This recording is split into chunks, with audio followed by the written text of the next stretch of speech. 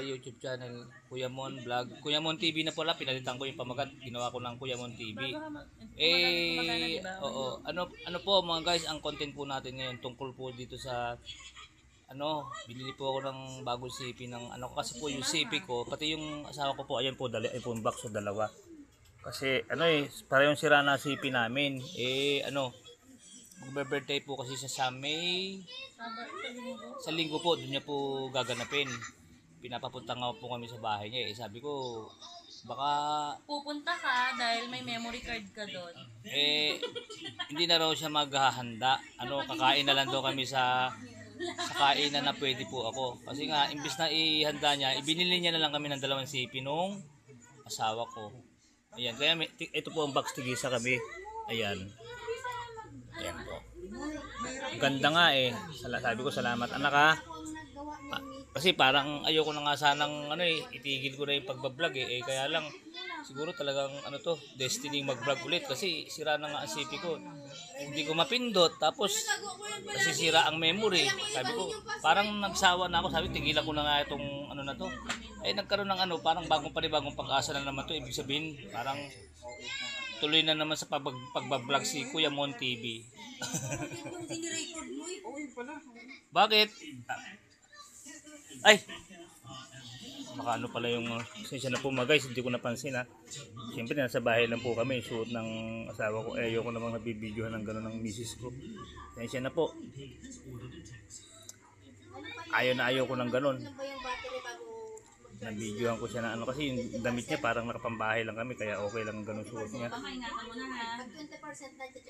O sige po mga guys, hanggang dito na lang po ha. Pasensya na po kayo, minsan nagkakamali-mali ako dahil pag-aaralan ko pa to ng siguro mga 1 linggo pa tong bagong CP na ito. Siyempre maninibago ko. Although sabi naman ng anak ko, madali lang daw yun kasi sa sa mga ngayon, sa mga tawag doon, sa mga pinanganak ng noong 2000, mga millennial, normal na lang sa kanila yung mga yung mga ganitong Sa amin kasi parang medyo kami, hindi kami ganoon kabilis mag-adapt agad ng technology.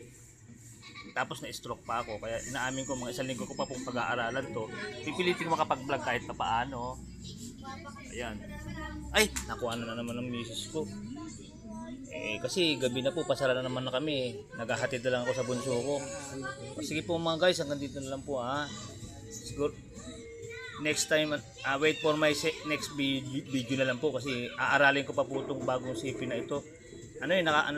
Parang kumakain ng tanga